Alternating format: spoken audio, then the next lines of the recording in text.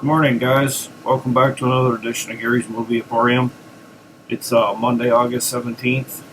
I'm going to show you some more of the hunt that I did. I'm only doing them in small increments because I feel like there's too much overkill if you have like a vast amount of media in one video. I think it kind of like gets to be all the same, like it feels the same. But first up, I have the movie Freakonomics. It's a documentary about it examines the human behavior with provocative and sometimes hilarious case studies, bringing together a dream team of filmmakers responsible for some of the most acclaimed and entertaining documentaries in recent years. This is a Magnolia Pictures release. I see this in all the Dollar Trees. It tends to be mostly DVD, but this time I was able to find the Blu-ray. This one's already spoken for, in case anybody's wondering, so I just thought I'd show it before it gets a new home soon, so that's the Freakonomics. Well, not the Freakonomics. Freakonomics, the movie. Crazy, entertaining, tantalizing eye-opener. It's from 2010, 1080p, approximately 93 minutes. And then, happy to get this, because all the other times I've seen it, it's only on DVD. It's Orphan Horse. Comes with a slip.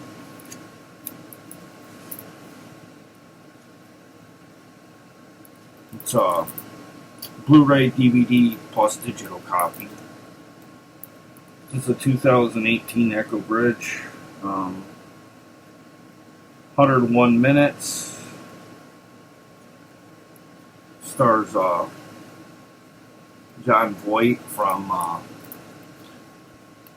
really underrated movie, Anaconda. He's the bad guy in that. He had some hilarious parts in that movie. Kind of stood out. And then next up, I got Surviving the Wild with Jon Voight. So I've got a couple of Jon Voights in this haul. It's from, let's see, 2007, 88 minutes. Like I said, it's an Echo Bridge. It's an SP releasing. Also stars Aiden Cullen. Basically, this follows the untimely death of his grandfather, which I don't know if I would put that in the description because, you're already telling us that Jon Voight passes away. 13-year-old Sean disregards his parents' wishes and embarks upon a journey into the wild with his dog Riley to spread his grandpa's ashes from a remote mountaintop. Throughout this journey, Sean is guided by the spirit of his grandfather, and together they overcome challenge after challenge as Sean traverses a whitewater rapid and tries to evade two crazed hillbillies that are on his tail. So, basically, it's adventures with this kid trying to bury the ashes up in his grandfather's honor, so it's pretty good. And then I got Reconciler. This is Dove approved. It stars the late great wrestler Roddy Piper. That's mainly why I got this. Sherry Morris and Frank Chaserin. Reconciler, when your only hope is God.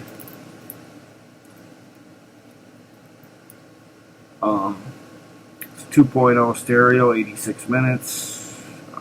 It's from Reconciler Productions. It says it's an E1 as well. A mysterious man known as the Reconciler gathers people who are estranged, angry, and distant from each other to see if they can reconcile their differences before it's too late. Meanwhile, a reporter named Lori is assigned by her editor to investigate the darkness surrounding the Reconciler and the people who he has taken.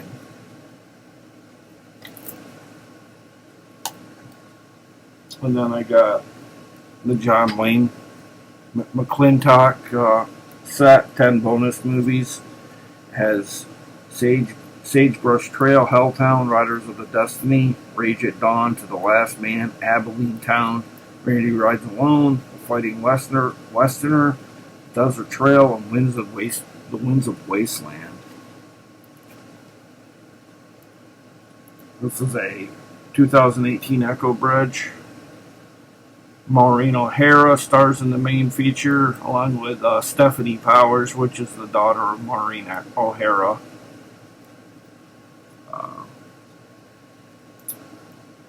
They're basically between the 30s and 40s titles. Well, there's one that's 1955, but basically everyone, all the other ones are in the 30s and 40s. And pretty nice two-discer there. Nice cover art with a Duke, with John Wayne.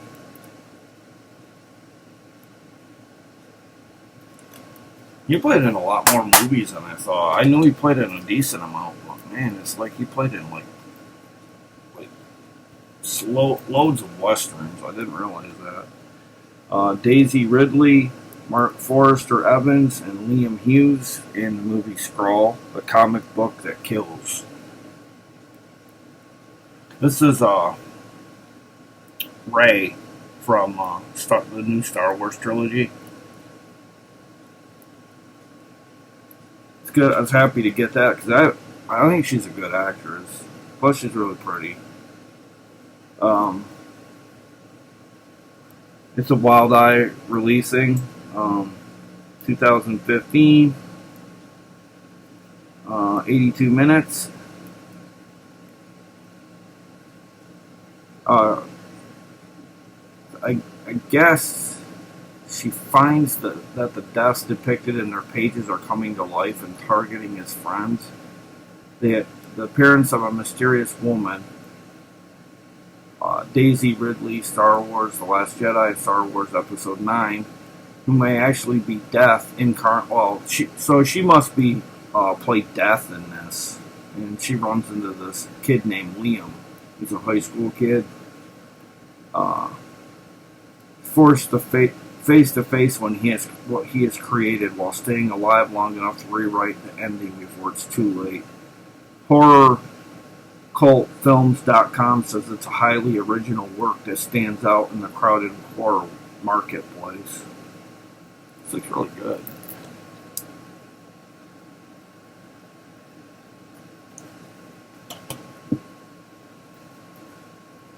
Then next up, I got this because I don't think I have it in Blu-ray. I think I've only gotten it in DVD, and then I think it might have had a slipcover. But this has a slipcover too. It's Anthem of a Teenage Prophet. It's a Blu-ray plus DVD digital copy. Has Cameron Monaghan, Grayson Gabriel, Peyton List, and Juliette Lewis makes it a Academy Award nominee. Juliette Lewis is in this as well. For some reason, when I see that it's about like a teenage prophet, I think of Veggie Tales for some reason, because there's a song in there that says, "Oh, Jonah was a prophet," and I just think of that every time I see this movie. I think of the Veggie Tales. It's from 2018, 102 minutes. Kind of on the fence with it, because I just don't want to. I don't want to sit through like 5 minutes of like paranormal type stuff or whatever, and the rest be all lovey-dovey stuff. You know, I don't know if I'll like that, but Cool Duder on his channel said it was a good movie, so with his endorsement, I might give it a look sometime. But that's that. Next up, I have the movie. It's inspired by true events. It's called Compliance. How Far Would You Go? From 2012. It's a Magnolia Pictures release. 2013. It says all rights reserved. It says it's disturbing and haunting. It says Minneapolis Star Tribune. Has some special features, behind the scenes of compliance, Access TV look at compliance, and a theatrical trailer. An interview with director Craig Zobel. So Craig Zobel is the director of this, if you were wondering, in case there's any fans out there of his.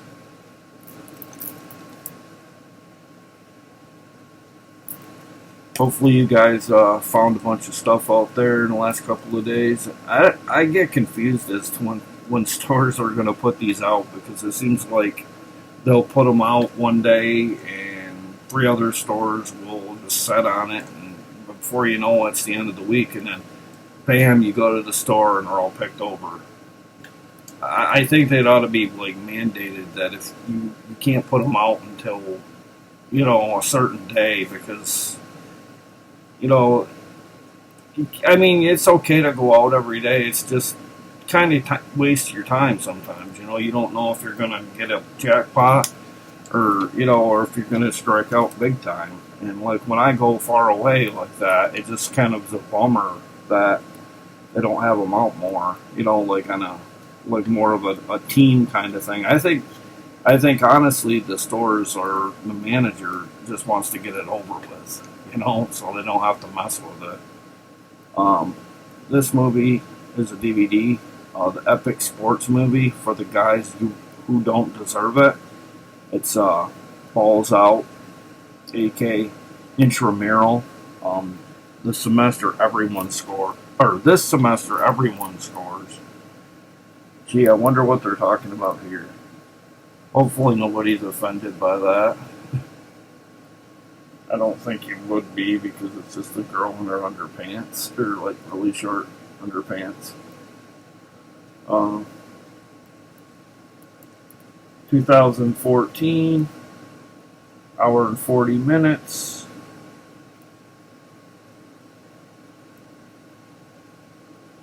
Rain Dance Entertainment and Orion Pictures. Dolby Digital with English and Spanish surround 5.1. Their aspect ratio is 4:3. Does have closed captioning too, by the way, for the hearing impaired. This was a Tribeca Film Festival from 2014. So looks like kind of like in a tradition of Spaceballs or something like that, or Beer Pong or one of them, or Beer Fest, one of those types of movies. And then I got 2 Days in New York starring Julia Delpy and Chris Rock. 2012, 5.1, English and Spanish, approximately 95 minutes. Says it's extremely funny, one of the funniest films of 2012, with a particular winning style, far-fetched, extreme, and non-stop. Like I said, this is a Magnolia Pictures. And then next I got the Yankles. I had the DVD. I'm probably going to keep both, because then I can combo them out. It's called the Yankles in the Big Inning. It just might take a miracle. And this is a Magnolia Pictures release. This is a 2011 release. 5.1. English, Spanish, and French subtitles. Approximately 116 minutes. It's kind of lengthy comedy, I guess, by the looks. Has deleted scenes. Yankles baseball cards. Oh, it might have to take a look at that, see if it does have actual baseball cards. It doesn't. It could be just a virtual baseball card in the menu too. So I don't know. Have to see what that's about. As long as this doesn't say the Yankees, I'm alright. Not a big Yankee fan. I grew up to hate the Yankees where I come from. Because everybody in the family liked them, and like my dad and me were always big Cincinnati Reds fans, and like they used to put them down because of Pete Rose wiping out a catcher in the American League All-Star game. And we're like thinking the whole time, like last time we knew, when you slide into home base, the catcher's free game. I mean, he was being competitive, so why complain? What it is the American League lost, so let's blame Pete Rose. You know, I don't know. I just hate. I mean, I know he bet on baseball, but no, I just don't see the sense of putting him down because there's worse things that guys have done in baseball that get overlooked. To me, I think Barry Bonds was taking steroids. That's by far worse than anything Pete Rose did because that wasn't done to change the outcome of a game, you know, physically. So that subject's kind of touchy with me. I don't know. I think it's a double-edged sword because if it was a Yankee player that bet on baseball, let's let him in the All-Star game, or let's let him in the Hall of Fame. But since it's Pete Rose, you know, he deserves to be. Look at his statistics. He deserves to be in the Hall of Fame, and anybody can dispute that with me they want, because that's what I feel. I feel he should be in the Hall of Fame. But back on track here. Mr. St. Nick with Kelsey Grammer. You don't see many with him. I had to get this. It's an Echo Bridge from 2014. Well, it's actually from 2002, but it's a 2014 Echo Bridge.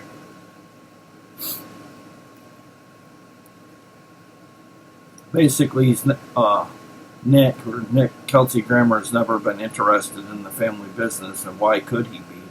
In order to follow in his father's footsteps, he'd have to move out of his beloved Miami suburbs to colder climates and embrace a jolly demeanor instead of his regular playboy arrogance. But when Nick dons a Santa suit for a website promotion, he may not have a choice. The magic of the holiday takes over, and soon this grumpy son of St. Nicholas will find his true calling in a sleigh pulled by reindeer. Kind of feels like the movie Fred Claus with I can't think of it. Vince Vaughn. That's what it kind of feels like, or sounds like too. And then next up, I got a movie with Eric Bana, very underrated actor, Rebecca Hall, Syrian Hines, and Jim Broadbent. It's called Closed Circuit, from the producers of Tinker Tailor Soldier Spy. They see your every move. Well, this is a dark back here.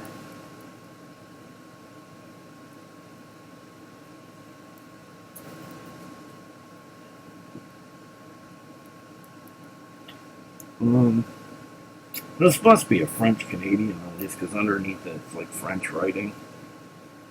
Special features, secrets behind the camera of Closed Circuit. Well-made topical thriller with a top-notch cast. From the producers of Tinker Tailor Soldier Spy comes a riveting and suspenseful mystery starring Eric Bana and Rebecca Hall. A profile of terrorism case unexpectedly brings two exceptional lawyers, Bana and Hall, with a romantic past together on the defense team. They soon realize they've stepped into a dangerous web of cover-ups and lies. So, and I think this is this has Julia Stiles in it too. I don't think that was on the cover. No, she didn't make the cover. But in other words, it's a conspiracy thriller kind of thing. These were quite popular from time to time. You see a string of them popping up at the theater, or year or two apart. Seems like Hollywood always makes these types of movies at some point in the year. Like I said, Eric Bana's a very underrated actor. He got a lot of hate for the Hulk. I'm sorry, but I loved Ang Lee's Hulk. I mean, I know the CGI was kind of shoddy in scenes, but I always get a big thrill out of that desert scene in the Hulk. And, I thought it was amazing. I'm sorry. And then the music, was so, soothing in certain scenes. I just thought it was a well-done movie. I know people probably disagree, but I liked Ang Lee's take on it with the comic book windows for each scene, and it cut away, and then it like kind of like come back in, like with another, like one person walk off frame, and then they might move the picture frame up to somebody else, and you'd see their take. I love that. I wish it would be more like that at times, because I thought he did a good job, especially with it being his first crack at a superhero genre type thing. But this is closed circuit. This should be pretty good. I like Eric Bana. He's a nice guy. Never heard anything bad about him. And then next up, I did have another. I believe this is a documentary too. I never know what's a documentary and what isn't sometimes. I believe this is a documentary. It's called Iron Cowboy. Yeah, it's this documentary. 76 minutes. It's a Gravitas Ventures. When James Lawrence announced his plan to complete 50 Ironman distances in 50 consecutive days in all 50 states, the only person who believed that he could pull it off was James himself. An Ironman distance consists of a 2.4-mile swim, 112-mile bike ride, and a 26.2-mile run. Completing one race is considered a lifetime achievement. With the support of his wife Sunny and their 5 children until Lawrence pushes himself to the point of breaking. This is an unbelievable mental and physical journey that redefines the limits of what is humanly possible. Like I said, this is 76 minutes, not 1976, although it sounds like it could have taken place during this 1976. It's a 2019 movie. I've never heard about this. I might watch this one myself. Sounds interesting. And then, last up, you saved the genre title for last. Because it's,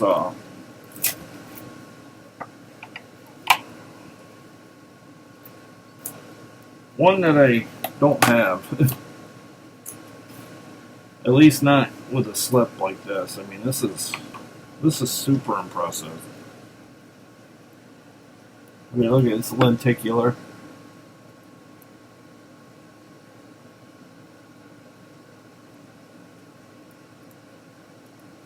I love that. I wish I could get more of those like that. But this is The Signal starring. Let's see, this is not a test.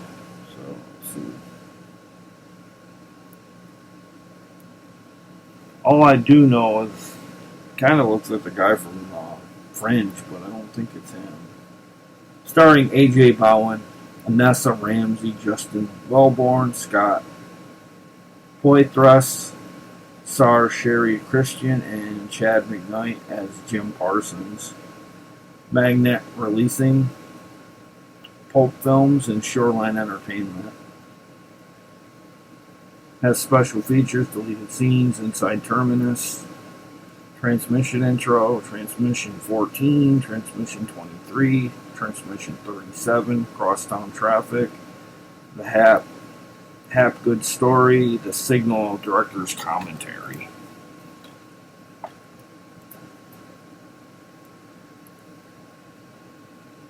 And that's the Signal. He does, though. He looks like Joshua Jackson in the cover from Fringe. A little bit.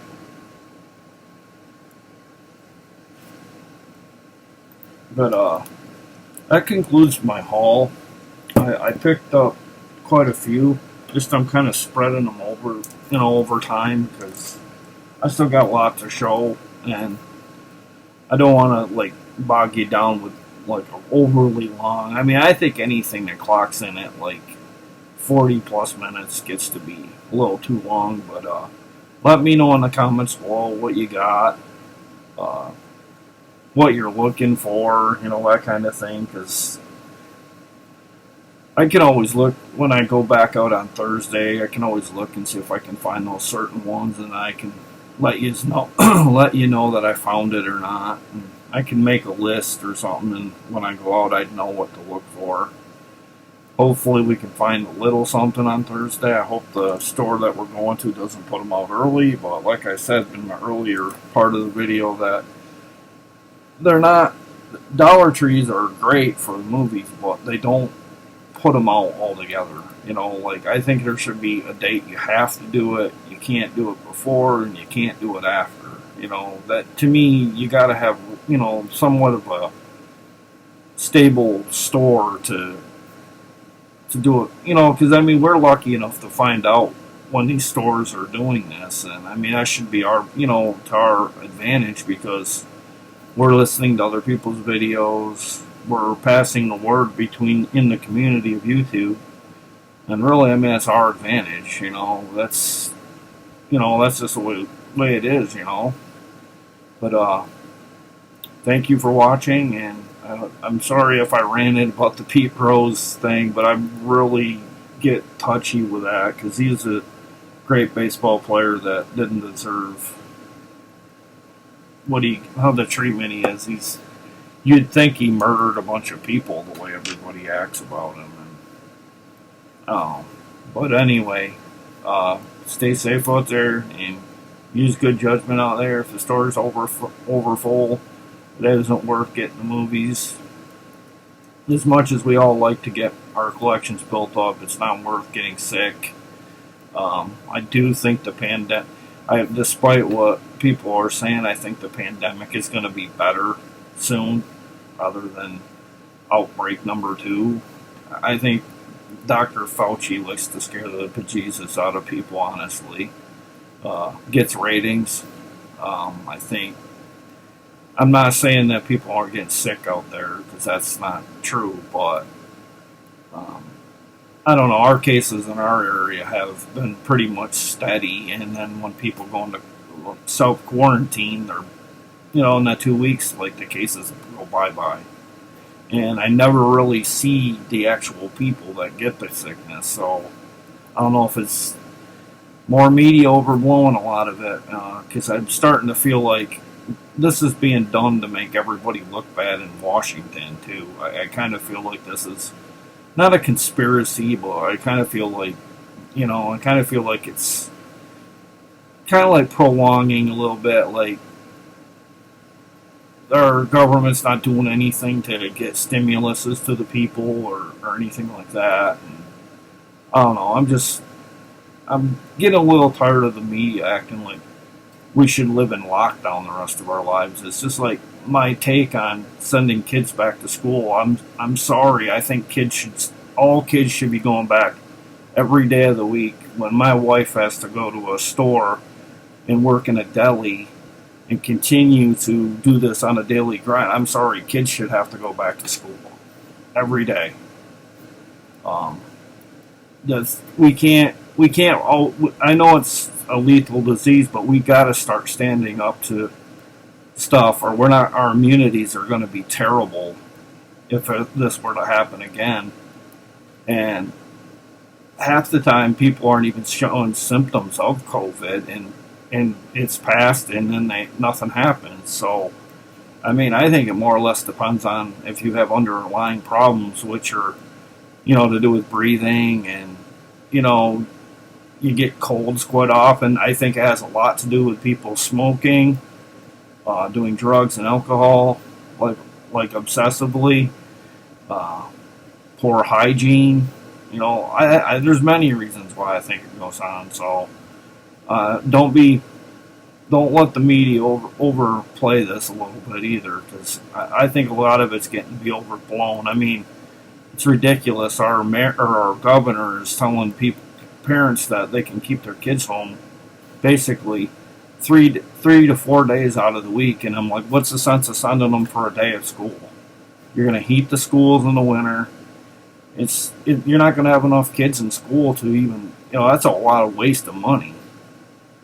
You know, I just don't understand what the logic is in keeping the schools, you know, kind of reserved in terms of how they're doing it, because parents aren't worried about their kids when they're off. I've seen kids across the road outside having play dates, and it's like, you're not worried about them getting COVID then.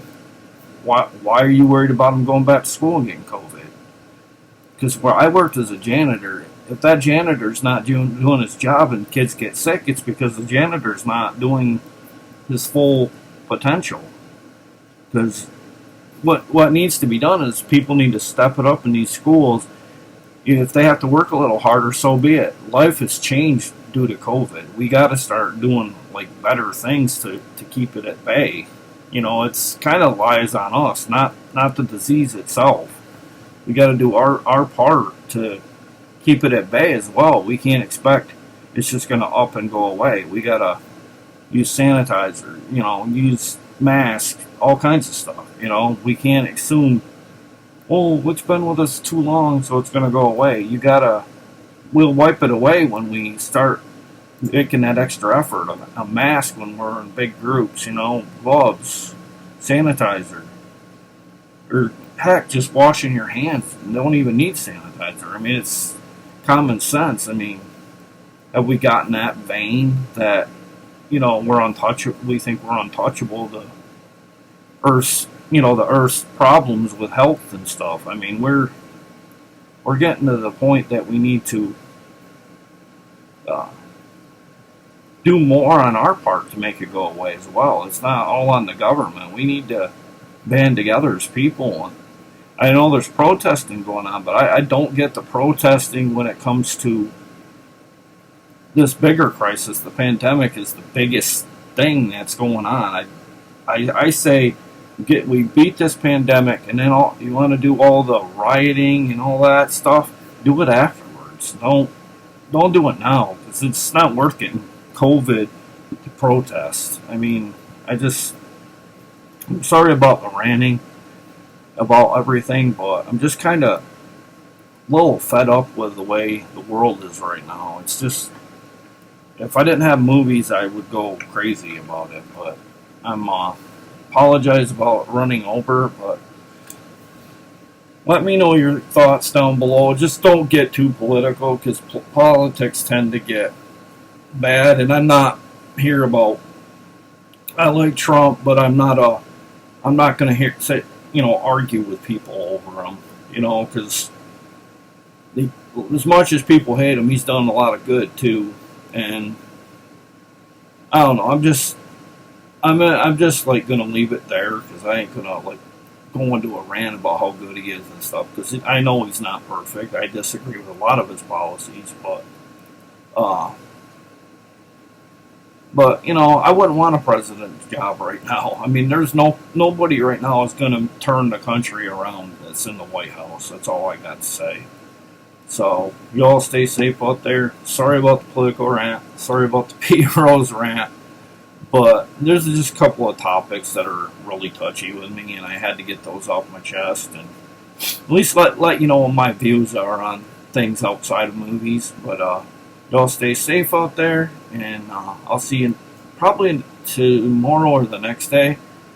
And y'all stay safe out there and have a good day. Bye.